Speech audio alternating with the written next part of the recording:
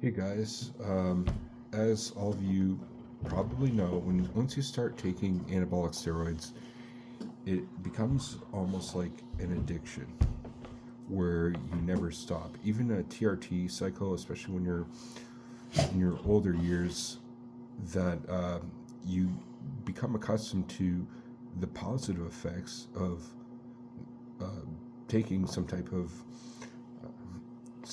hormones outside of you that you're replacing within you that's causing either a surplus of that, and with that surplus comes a surplus of other things, right? So in a sense you're becoming what I've heard being described as being bit by the vampire.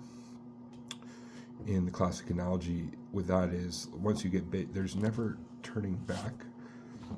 A lot of people, I think, who go in with the intention, myself included, when I started taking anabolics, I started taking oral Anavar in an Anavar only cycle, which now I know isn't the best way to do it, but I did it and I experimented with it, and it also worked in a lot of ways, and some good effects.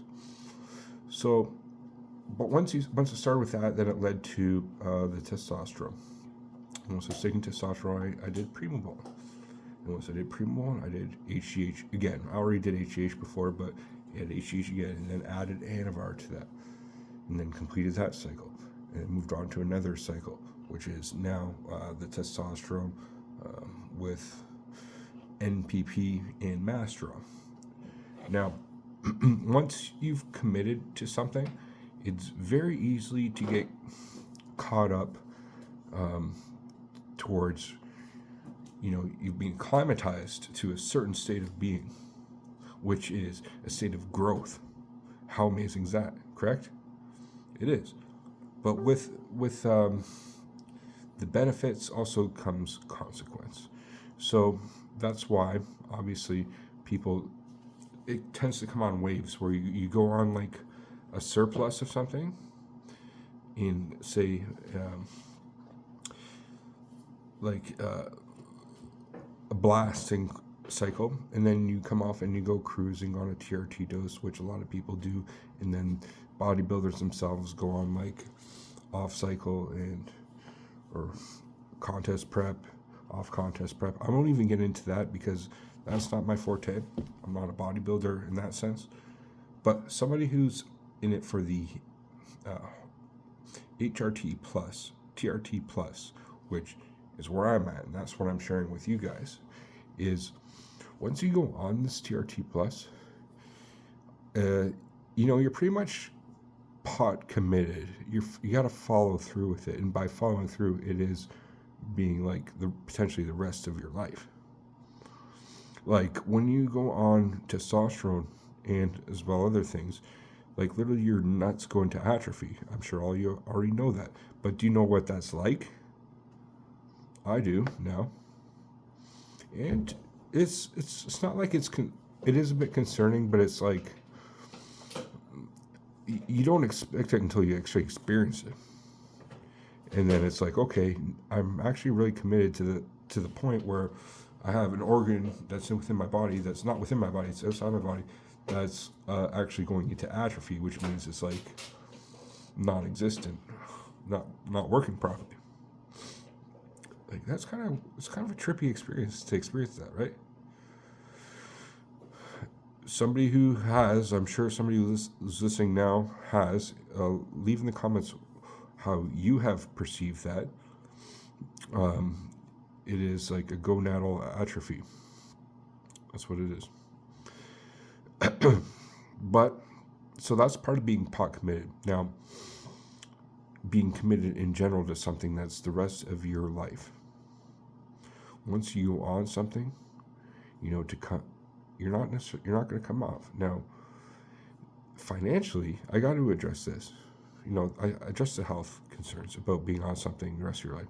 Financially, that's like you got to be reasonably well off to pay those bills, because we got like cell phone bills, we got, I don't know, electricity bills, internet, cable bills, hydro bills, taxes, everything else, right? Well, now you got the steroid bill on top of that.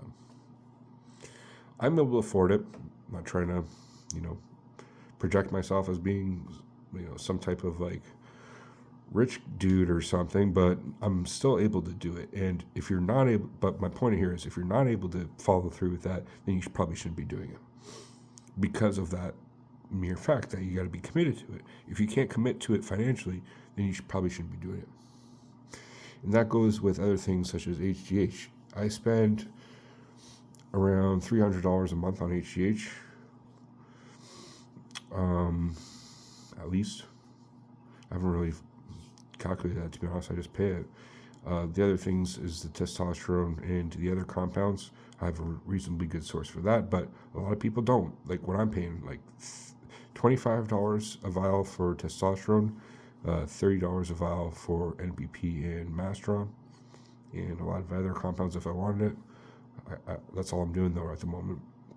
But it's not uncommon for people to pay $80 for testosterone, $120 for Primo or something along those lines, and some people pay for HGH like hundreds of dollars more than I do. When I first started taking HGH, I had the legit source of the pharma grade stuff, and I was paying thousands of dollars. Ridiculous amount of money for HGH, but it was good. It worked. Don't get me wrong, it worked still. But it's like, if I can go for the generic, why not? And it does the same thing. Yeah. So that's where I'm at with what I'm talking about here. But again, to reiterate, when you got to commit to something, and it's a lifestyle. If you come to that point in your life where you will, based on your goals that you're doing, then I'm not going to try to tell you that you shouldn't be doing that. Only you know.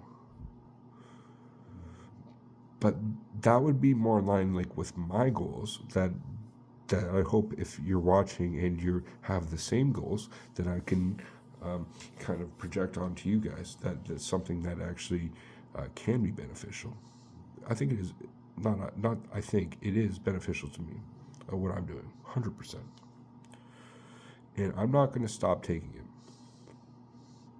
Now, I might dial back the dosages and in certain time periods, but I'm trying to find that sweet spot of something that works with testosterone, a little bit of androgen, a little bit of something that counters the estrogen without taking an AI. I've never taken AI ever, and then the HGH. Because once you've got your estrogen at a good level, because that's kind of the point of taking testosterone, to be honest, a lot of it, then you take the HGH and that converts to the IGF-1 and delivers it to the areas that you want. I heard somebody today say that if you're taking the steroids without HGH, you're pretty much running a one-legged race. You're not like totally. You don't have all the factors working in your favor. HGH is a very important compound, more so than anabolics in a lot of ways. If you take low dosages of anabolics and then you take the HGH, I would rather do that any day of the week than just run by themselves higher dosages of anabolics. Higher dosages being like, I don't know, 400, 500 tests or something like that. I would rather do a lower dose of tests and the HGH and then maybe a secondary compound in moderation than just run anabolics by themselves. Sorry, I gotta sneeze for a second. So what are your thoughts about that, being bitten by the anabolic vampire?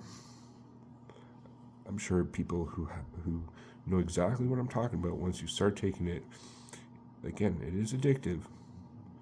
You're going to, especially once you're in older age, you're going to be replenishing and in excess getting these hormones that are making your well-being way better, making your strength better, everything, recovery, everything's way better. Sex life, everything. So why would you stop taking it? You're kind of being bitten at that point, correct? Anyway, let me know what you think about that. Is this something that would deter you from taking anabolics? Or is that something that would potentially at some point encourage you? you would commit to that, like you would commit to a health regimen, like you would commit to nutrition, diet, exercise routine. It all is in play together. And people who do anabolics, from my experience, take it pretty damn seriously. So I'll leave it there, guys. What do you think? Leave in the comments below. Love to hear what your thoughts are on this video. Thanks for watching, guys. Peace.